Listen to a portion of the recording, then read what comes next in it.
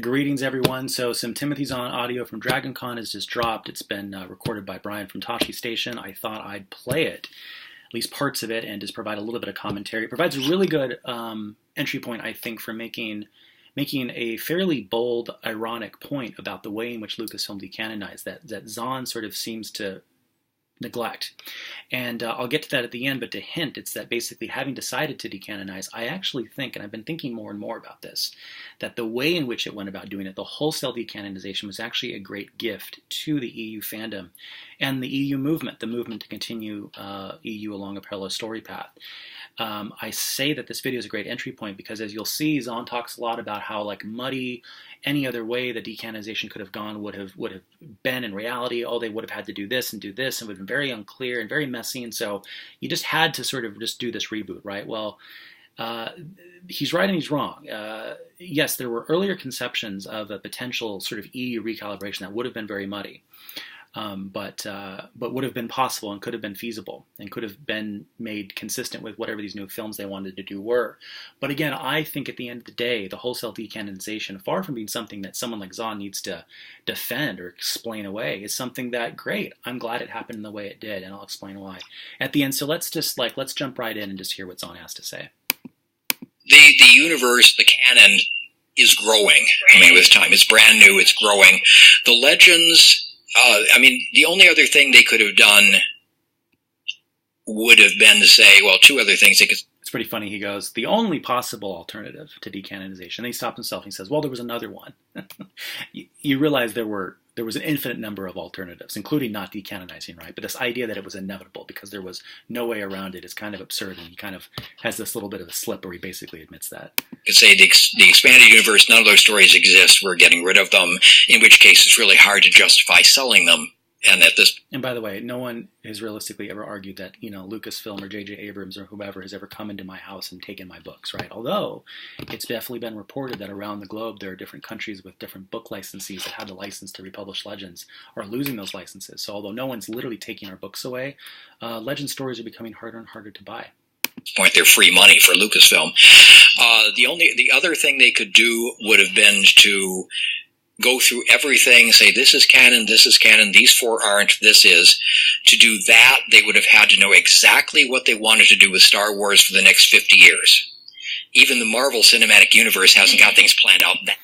This is really interesting. There's a couple of things to sort of unpack here. One, it's often forgotten that pre-2014, before the wholesale decanonization announcement, this is something they had talked about doing. This is something we all knew about, which is why there's a sense in which the EU movement, the movement to continue the EU, in some sort of coherent way, it predates 2014 because we heard that there was going to be a story group that was going to decide the fate of various elements of the EU, and they were going to go through and decide little things. Maybe Jedi Prince was going to be de-elevated to S canon or something, right? Things like this, right? So we heard that this was coming.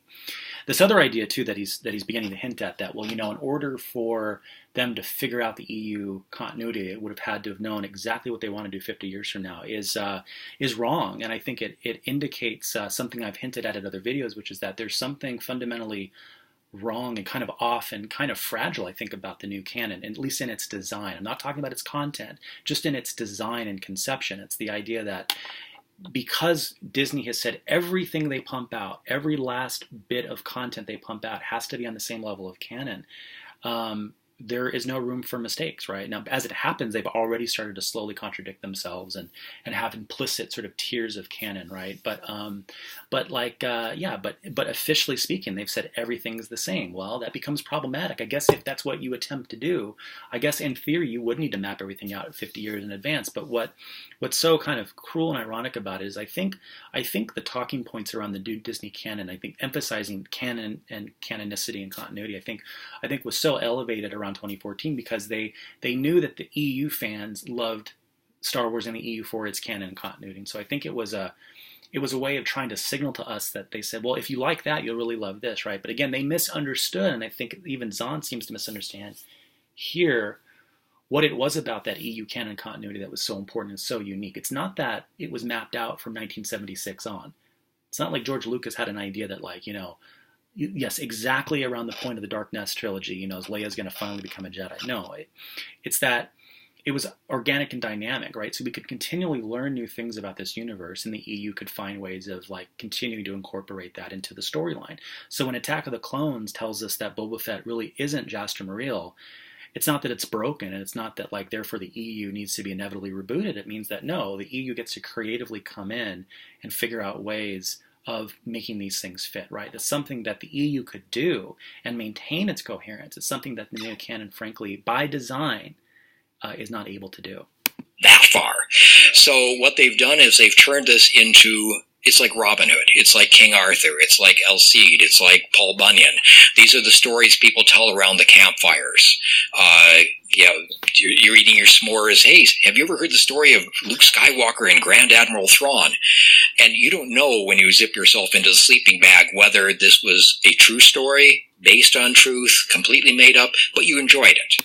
Well, we used to know whether it was true or not before 2014, when there was a coherent EU canon and continuity, right? Well, we used to know, but Lucasfilm obviously made that very difficult when they decanonized and created a new canon and said we're stopping development of the old canon.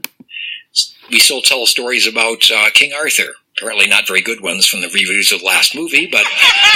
Now be careful here, because in a few minutes he's going to tell Star Wars fans, don't be haters. But here he is knocking on other franchises. Very bad form.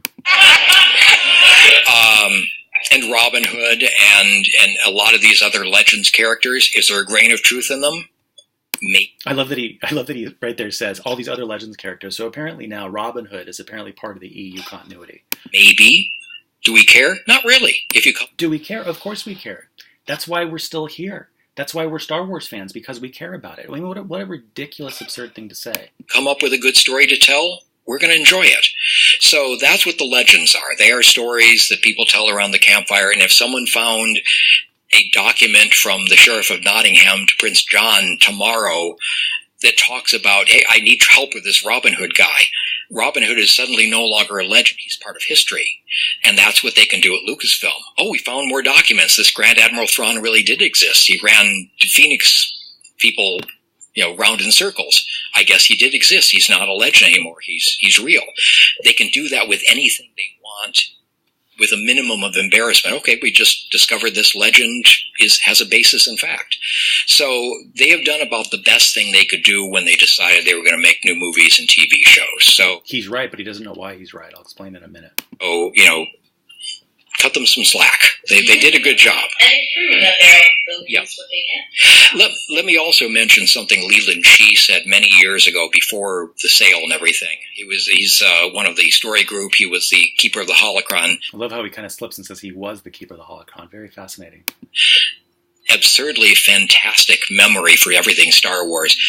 Great memory about Star Wars, except when you ask him about the EU, where he'll now pretend like he never said it was canon. But we were talking about something. He said, everything in Star Wars is somebody's favorite. Except for Crystal Star.